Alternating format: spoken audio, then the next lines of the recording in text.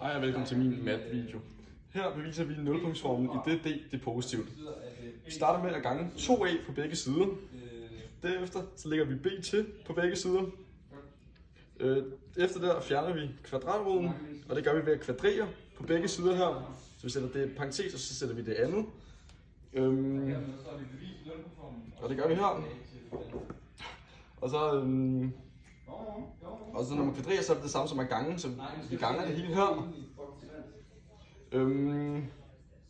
Så lægger vi 4ac til på begge sider, og fjerner, og så trækker vi b2 fra, så vi nu har 0. Og så efter det, da 4a indgår i alle led på venstre side, som gør det heroppe, så dividerer vi, så sætter vi 4a ud på parentesen og dividerer med 4a, så vi så får det her udtryk, som er nulpunktsformen, når D er positiv.